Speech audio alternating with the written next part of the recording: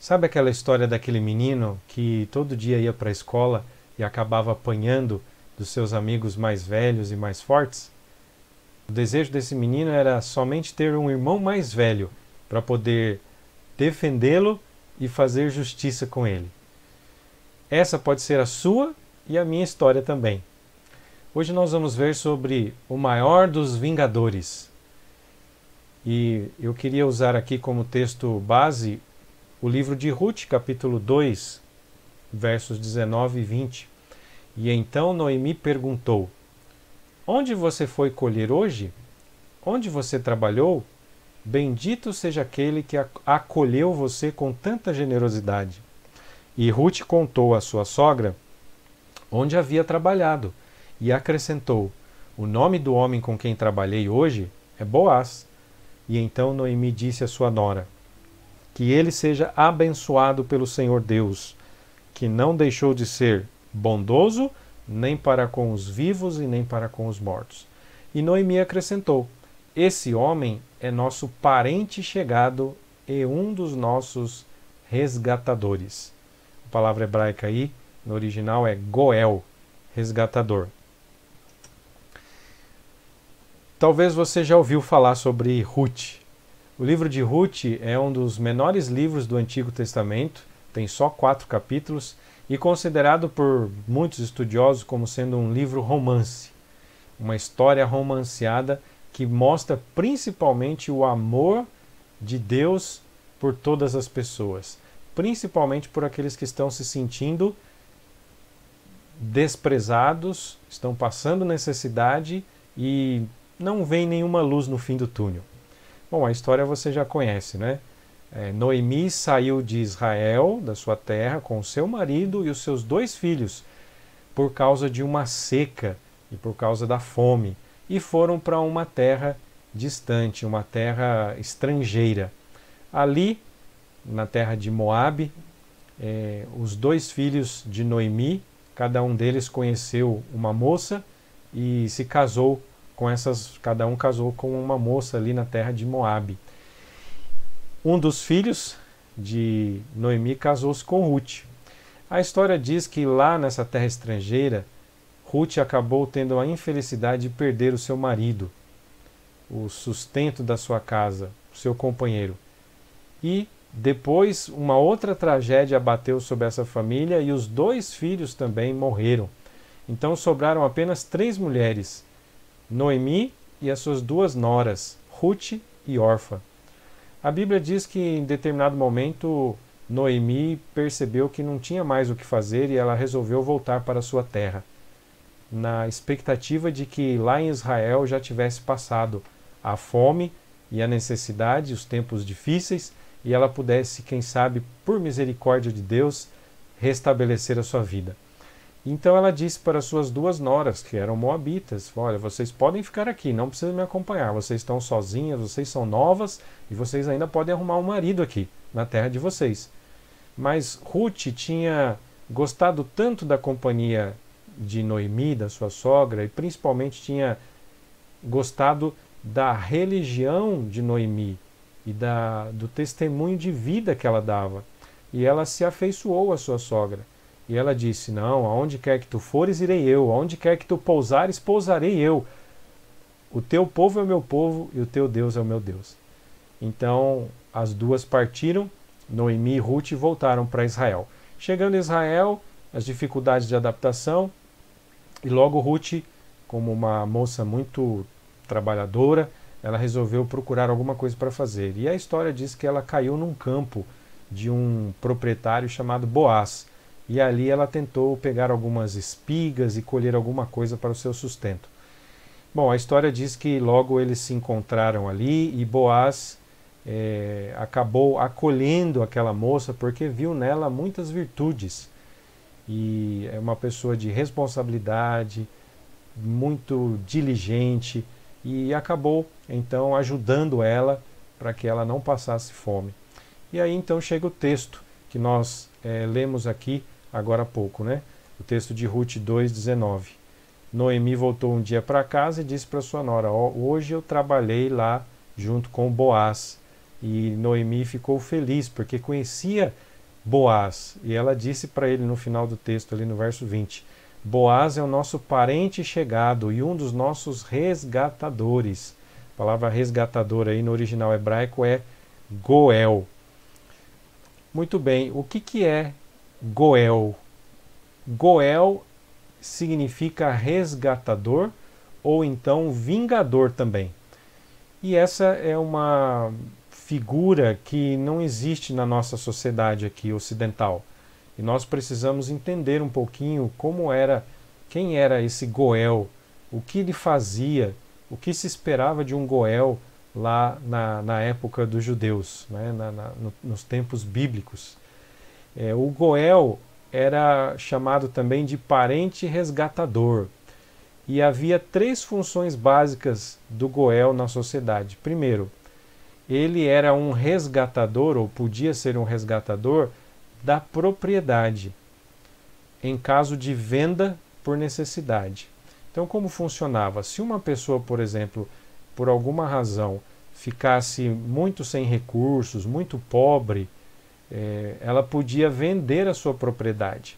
E quando ela vendia a sua propriedade, ela poderia depois resgatar essa propriedade de três formas diferentes. Primeiro, se ela conquistasse novamente o dinheiro, né, os recursos, ela podia resgatar essa propriedade. Segundo, um parente próximo, conhecido como Goel, era a figura do Goel, chamado de parente resgatador. Um parente próximo que tivesse condições poderia também resgatar a propriedade em favor dessa pessoa que tivesse vendido. Não é? Então esse é o Goel. A primeira função ali social de um Goel era ajudar aqueles parentes mais próximos que às vezes, por alguma razão, algum infortúnio, precisaram vender a sua propriedade para outra pessoa. Aí essa propriedade voltava então para ele, depois de ser resgatada. E a terceira também possibilidade de resgatar a propriedade, só para nós sabermos aqui, era quando findava o período do jubileu, ou então chegava o ano jubileu. A cada 7 períodos de anos sabáticos, né? O ano sabático era a cada 7 anos. Então 7 vezes 7, 49. A cada período de 49 anos havia um jubileu. O jubileu era um ano especial no calendário judaico, onde todas as dívidas eram canceladas. Então, se por acaso a pessoa vendeu a sua propriedade e não conseguiu resgatá-la até chegar o ano jubileu, no ano jubileu, então, ela reavia a sua propriedade. Era uma obrigação as pessoas devolverem as propriedades que haviam comprado. Elas podiam usar durante todo o tempo até o jubileu. O jubileu tinha que devolver. No nosso caso aqui, para o nosso estudo, nos interessa bastante a segunda opção aqui, que eu mencionei, que é o parente resgatador, era a figura do Goel. Ele podia resgatar a propriedade de algum parente chegado. Então veja lá em Levítico 25, verso 25, diz assim: se alguém do seu povo empobrecer e vender alguma parte das suas propriedades, então virá o seu resgatador, e a palavra aqui no original hebraico é Goel, seu parente, e resgatará o que esse seu irmão vendeu. Exatamente essa era a opção aí. Então o Goel ele podia resgatar a propriedade. A segunda opção, segunda função social de um Goel, ele podia resgatar a liberdade. Isso aí também em caso de venda por necessidade. Como funcionava? Bom, se uma pessoa ficasse muito pobre, ela podia vender a sua propriedade para poder ter alguns recursos e sobreviver. Mas se por acaso ela ficasse ainda mais pobre e ela não tivesse mais nada de como sobreviver, ela poderia se vender a si mesma. Né? Vender-se a si mesma, ou seja, vender-se para alguém que tinha condições, que pagava para essa pessoa, e ela então passava a ser um servo, um escravo, durante todo o período também até o jubileu. Quando chegava no ano jubileu, ela era libertada e tinha sua liberdade garantida. Agora, antes de chegar o ano jubileu, se um parente resgatador, Goel, né, chamado Goel, pagasse também pela liberdade dessa pessoa, ela poderia ser resgatada. né? Resgatar da sua liberdade. Então aí em Levítico 25:48 nós lemos assim: depois de haver se vendido, haverá ainda possibilidade de resgate para ele. Um de seus parentes poderá resgatá-lo. E aqui o verbo usado aí no final, resgatá-lo, né? Resgatar, é o verbo gaal. Gaal justamente é a mesma raiz do substantivo goel. Gaal é o verbo, goel é o substantivo. Então aí está a segunda função do goel. Ele podia resgatar a liberdade de um parente chegado também. E a terceira função de um goel lá na sociedade judaica era a função de resgatador, e aqui a palavra melhor é vingador, vingador da vida. Isso aí em caso de homicídio. Por quê? Porque lá na época de Israel, nos tempos bíblicos, era assim, se alguém matasse alguém, cometesse homicídio, ele tinha que pagar com a sua própria vida. E quem estava autorizado a tirar a vida dele era o resgatador, era o goel, era o parente mais chegado. Então, nesse caso, é a figura de vingador, certo? Então, vejam lá em Números 35, 11 e 12, o verso bíblico aí na tela diz assim: escolham para vocês algumas cidades que lhes sirvam de refúgio. Nessas cidades, o homicida poderá se refugiar do vingador do sangue, olha aí, a palavra no original é goel, para que o homicida não morra antes de ser apresentado diante da congregação para julgamento. Então, como que funcionava isso? Ora, era o seguinte, naquela época também havia homicídio doloso e culposo, né? Com intenção e sem intenção. Quando a pessoa cometia um homicídio com intenção, lógico, tinha que ser julgado, né, para chegar a essa conclusão. Se após o julgamento chegasse a essa conclusão, então ele era morto, ele tinha que pagar com a sua própria vida. Era inadmissível alguém tirar a vida de outra pessoa com intenção para isso, né? Tendo a intenção. Então, o vingador, no caso, era o goel, era o parente mais chegado da vítima que morreu. E ele tinha essa função de fazer justiça. No caso de a pessoa ter cometido homicídio sem intenção, o que ela podia fazer? É o texto que nós lemos.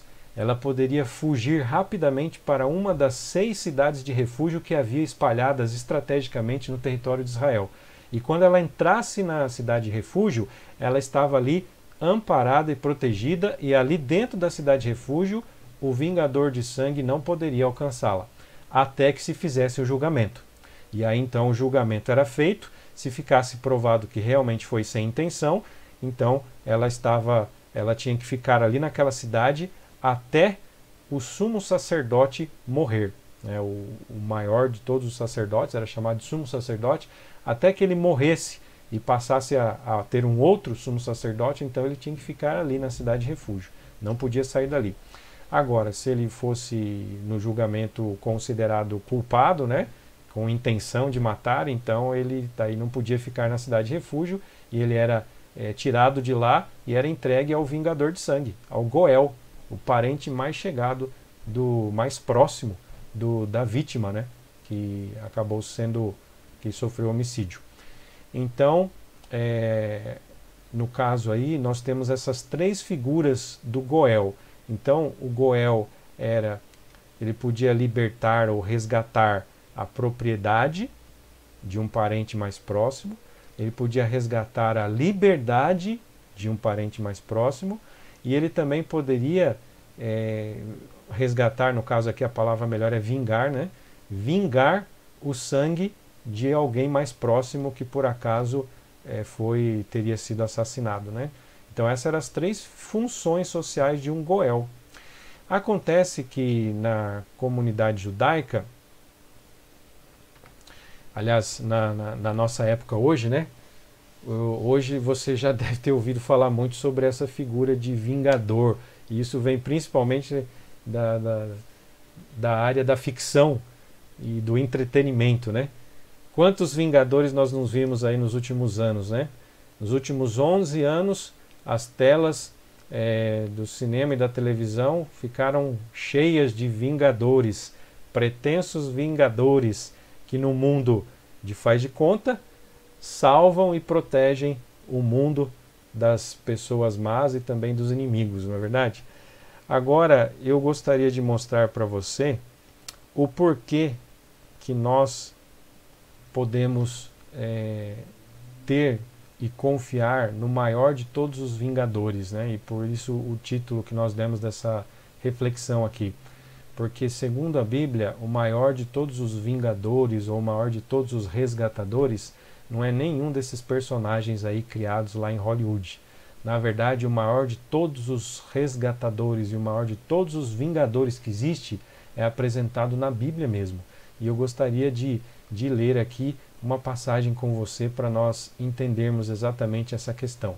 Essa passagem está lá em Isaías 54, verso 5, e diz assim: porque o seu Criador é o seu marido, Senhor dos exércitos é o seu nome, o Santo de Israel é o seu Redentor. E a palavra aqui traduzida como Redentor, que podia ser resgatador também, é justamente o hebraico Goel. Olha aí, ele é chamado o Deus de toda a terra. Interessante isso, né? Na cultura hebraica eles tinham tanto assim, era tão comum essa figura do Goel para eles, né, a figura social do Goel, que a Bíblia faz uma aplicação espiritual dessa figura, a figura do Goel, do resgatador, do vingador. E nesse texto de Isaías 54 que nós lemos, nós encontramos aqui uma belíssima descrição de que o próprio Deus é o nosso Goel, né? Deus o Pai, Deus o Filho, Jesus Cristo, ele é o Santo de Israel, ele é o nosso resgatador, o nosso vingador, o Deus de toda a terra. Não é bonito sabermos isso? Não é reconfortante e até esperançoso saber que nós temos alguém muito maior que nós que pode nos ajudar em toda e qualquer situação? E eu queria citar aqui mais um texto ainda, que está lá em Jó 19, 25. Talvez você já tenha ouvido falar desse verso, certamente. Lá Jó disse assim: porque eu sei que o meu Redentor, e a palavra aqui hebraica é Goel, é o resgatador, o meu Redentor vive e por fim se levantará sobre a terra. Não é maravilhoso saber que nós temos um irmão mais velho, um resgatador, temos um vingador em quem nós podemos confiar? Talvez você esteja passando por momentos difíceis nessa vida, talvez você já tenha sido afligido aí por talvez essa pandemia, ou alguém que você conhece muito, chegado seu, tenha passado por isso, sofrido. Quem sabe problemas econômicos estão surgindo na sua vida, quem sabe você não vê esperança de muita coisa e parece que o mundo vai desabar sobre nós. Às vezes dá a impressão de que existem forças muito maiores do que nós podemos suportar e que estão controlando esse mundo, estão querendo controlar nossa vida e parece que não nos deixam livres, não é? A nossa liberdade, a nossa propriedade é ameaçada e até mesmo a nossa vida. Mas olha, eu tenho uma boa notícia para você. Apegue-se à palavra de Deus, confie nesses versos que nós acabamos de apresentar e saiba que nós temos um Goel, nós temos um resgatador, nós temos um vingador maior do que qualquer outro que possa existir nesse mundo. A Bíblia chama Jesus de o Alfa e o Ômega, o princípio e o fim. Ele é a raiz de Davi, é o leão de Judá. Ele tem muito poder, todo o poder no céu e na terra, e ele está ao nosso lado para nos socorrer, para nos amparar e nos ajudar sempre que precisarmos.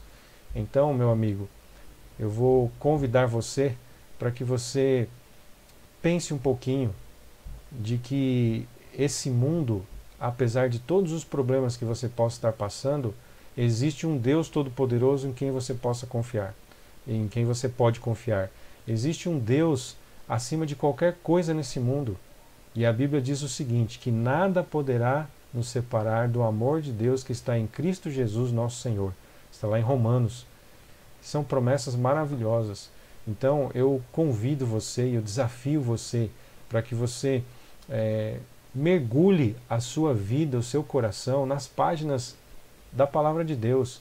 Que você deixe a Palavra de Deus entrar no seu coração. Que você sinta perto esse Goel, esse resgatador, esse vingador, esse irmão mais velho que todos nós precisamos, porque os nossos inimigos são muitos, os nossos inimigos são maiores do que nós nessa vida.